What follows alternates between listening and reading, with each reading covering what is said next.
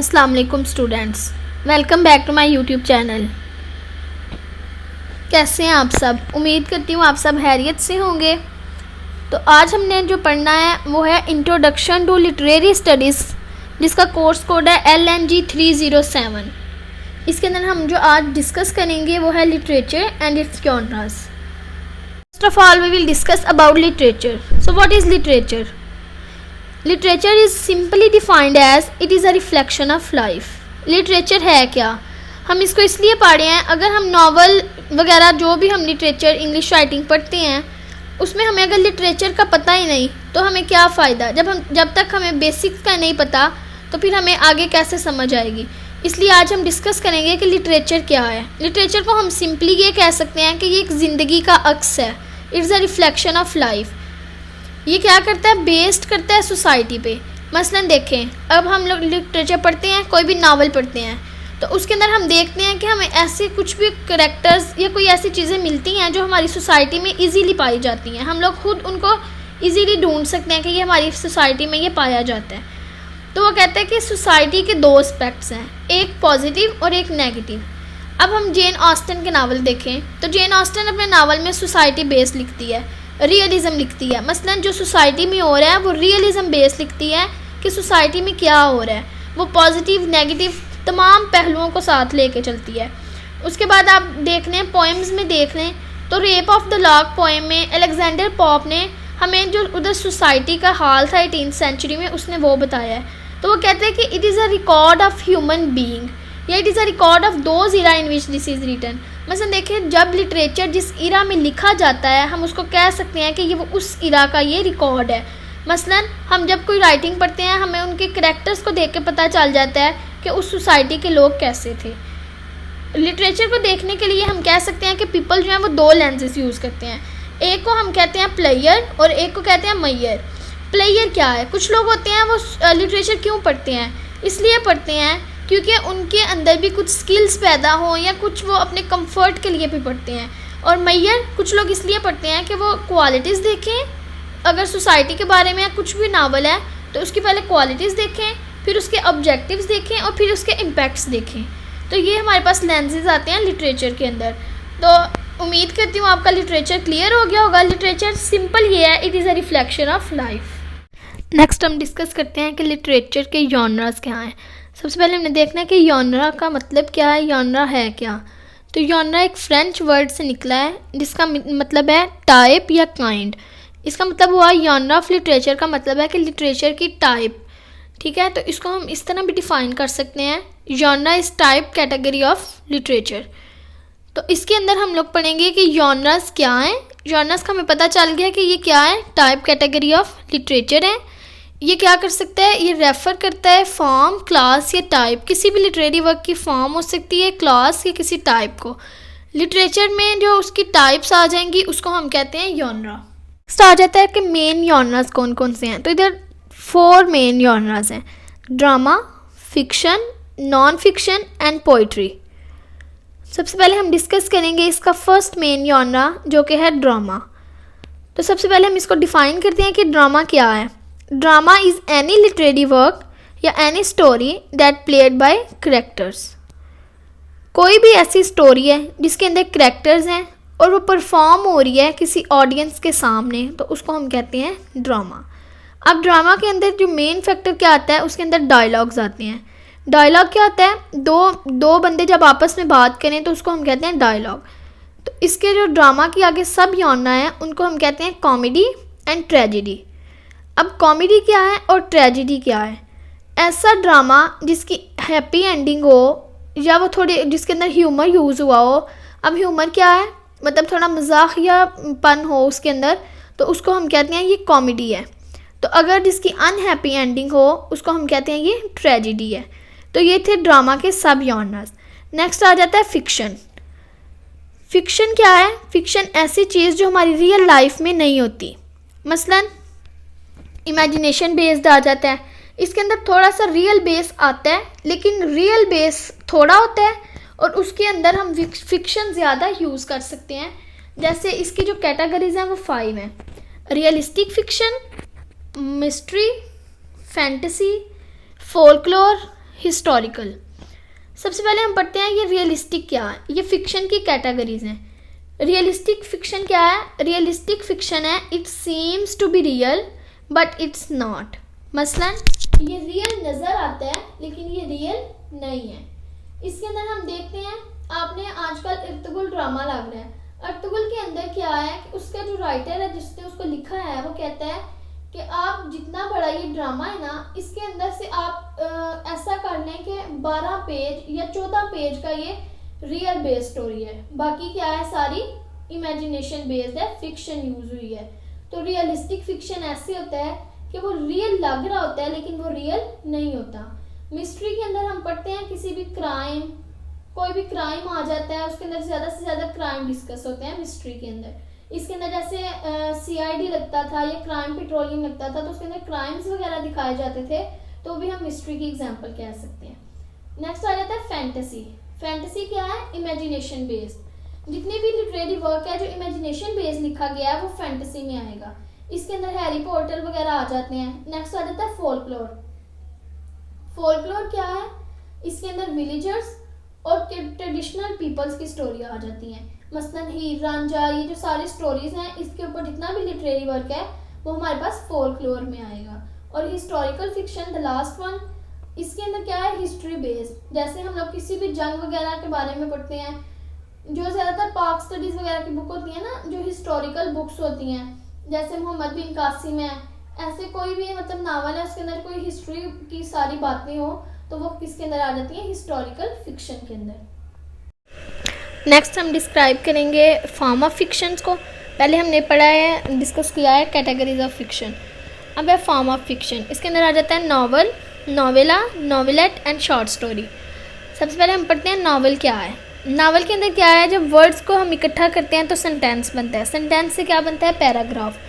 ये जो नावल है ये ऐसे लिखा जाता है जैसे ह्यूमन स्पीच होती है ना, जैसे इंसान बोलता है वैसे ये नावल को लिखा जाता है। इसके अंदर 50,000 वर्ड्स से ज़्यादा वर्ड्स कंसिडर किए जाते हैं। इसके अंदर काफ़ी ज़्यादा करैक्टर्स होते हैं और प्लॉट। अब प्लॉट क्या है? प्लॉट होता है सीक्वेंस ऑफ द इवेंट। मसलन अगर हम कोई स्टोरी पढ़ रहे हैं तो उसके अंदर सबसे पहले क्या होना है, बाद में क्या होना है, दरमियान में क्या होना है, एक सीक्वेंस के साथ स्टोरी को लिखना प्लॉट कहते हैं उसको। तो कहता है जो नावल है वो कभी भी एक सिंगल सेटिंग में बैठ के हम नहीं पढ़ सकते। मसलन ऐसा तो नहीं हो सकता कि हम एक ही दफ़ा बैठे हुए पूरा नावल पढ़ लें, तो इसलिए it can't be read in 1 second. Next इसकी फॉर्म है नॉवेला। नॉवेला आता है, इसके अंदर वर्ड्स आते हैं 20,000 to 49,000 वर्ड्स के ना बिटवीन होते हैं नॉवेला के अंदर। तो ये शॉर्टर है नावल से। इसके अंदर फ्यू करेक्टर्स होते हैं, उसके अंदर मैनी करेक्टर्स थे, इसके अंदर फ्यू करेक्टर्स हैं और थीम। इसको हम एक सिंगल सेटिंग में पढ़ सकते हैं। इसकी फॉर्म है नॉवेलेट। नॉवेलेट के अंदर 7500 से 19,999 वर्ड्स आते हैं। इसको एक बुक की तरह का होता है, रोमांटिक भी हो सकता है, सेंटिमेंटल थीम भी हो सकती है। मीन्स किसी भी तरह का ये नॉवेलेट हो सकता है, कोई भी इसकी थीम हो सकती है।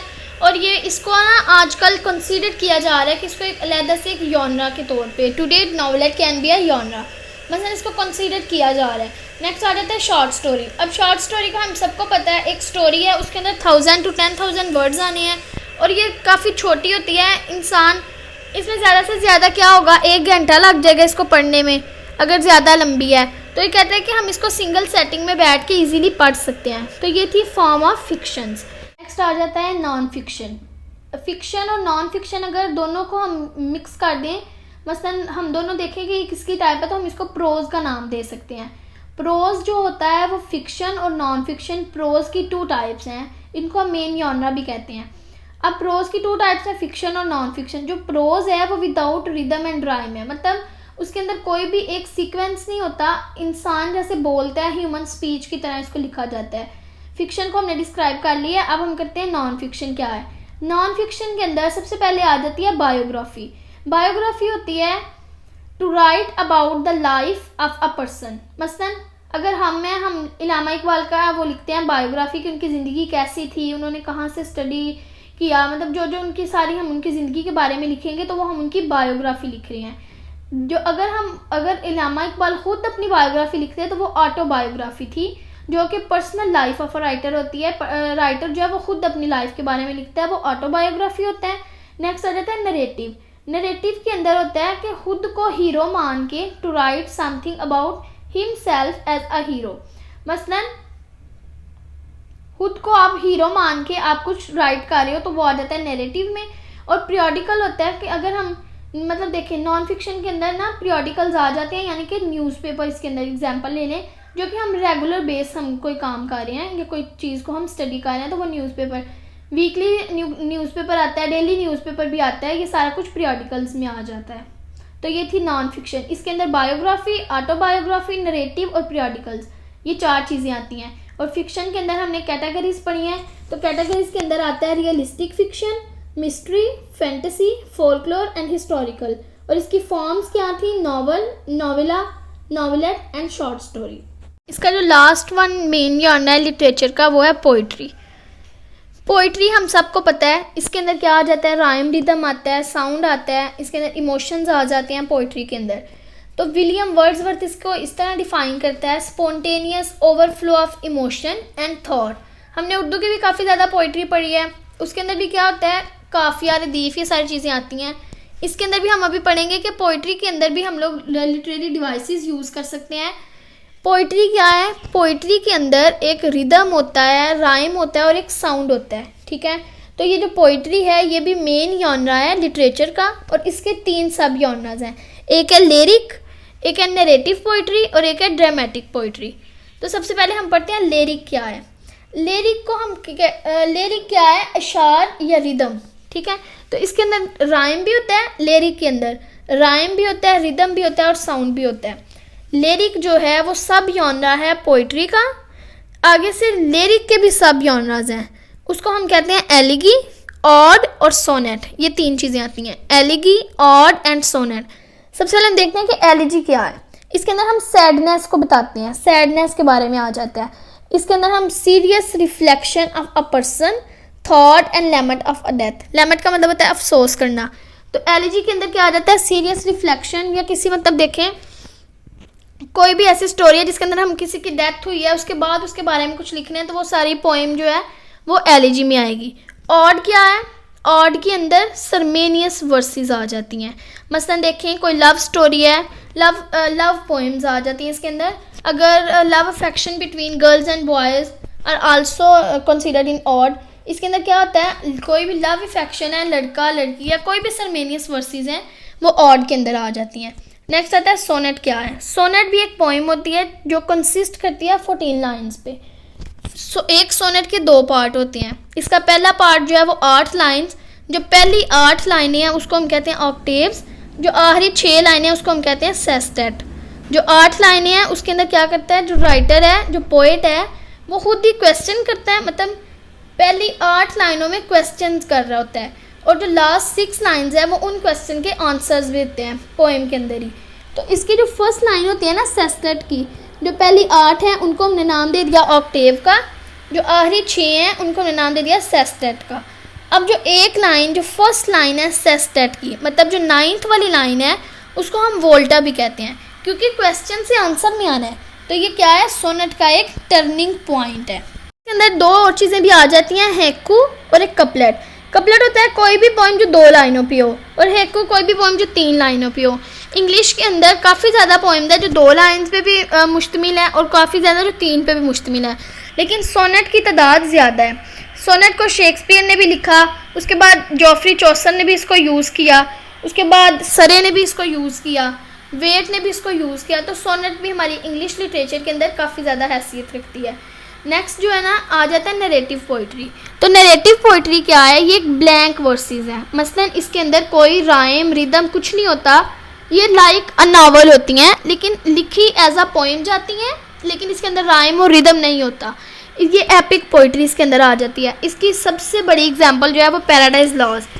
पैराडाइज लॉस्ट के 12 एडिशन है और वो एक पोएम है, लेकिन वो एक नरेटिव पोएम है, नैरेटिव पोइट्री में उसकी आ जाती है, क्योंकि उसके अंदर कोई राइम और रिदम यूज़ नहीं हुआ। पैराडाइज लॉस्ट जॉन मिल्टन का सबसे बड़ा काम है, जो कि नैरेटिव पोइट्री की एग्जांपल है। नेक्स्ट आ जाता है ड्रामेटिक पोइट्री। ड्रामेटिक पोइट्री के अंदर 3 चीज़ें आती हैं। सबसे पहले आ जाता है सोलिलेक, फिर उसके बाद आता है डायलॉग, फिर उसके बाद आता है मोनोलॉग। मोनोलॉग क्या है? खुद कलामी। मसलन उसके अंदर अपने साथ ही बात करना। जैसे हम अक्सर ड्रामों में देखते हैं कि वो लड़की खुद से बात कर रही होती है, हीरो हीरोइन जो भी है, जब खुद से बात कर रहे हो, ख्यालात सोच रही हो, वो ये ना कंसीडर करें कि हमारे सामने ऑडियंस बैठी हुई है, तो वो क्या होता है मोनोलॉग, मतलब खुद कलामी इसको कह सकते हैं। डायलॉग जब दो लोग आपस में बात करें, और सॉलिड जब किसी ऑडियंस के सामने आप परफॉर्म कर रहे हैं, तो वो ड्रामेटिक पोइट्री में आता है। तो ये थे हमारे लिटरेचर के मेन जॉनर्स। सबसे पहले हम लोगों ने मेन जॉनर्स में पढ़े ड्रामा। ड्रामा की 2 टाइप्स थी, कॉमेडी, ट्रेजेडी।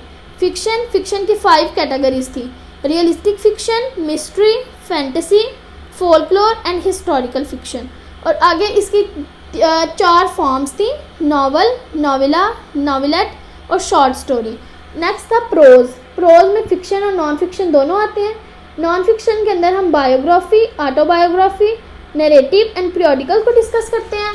और पोइट्री आ जाता है हमारा लास्ट वन मेन जानना, इसके अंदर लिरिक, नैरेटिव पोइट्री और ड्रामेटिक पोइट्री आ जाते हैं। तो उम्मीद करती हूँ आपको इसकी अच्छी तरह समझ आ गई होगी। कोई भी प्रॉब्लम है तो उसको कमेंट्स में बताएं, इंशाल्लाह उसका ज़रूर रिप्लाई करूँगी। और BS इंग्लिश के और नोट्स और लेक्चर को सुनने के लिए इस चैनल को सब्सक्राइब करें।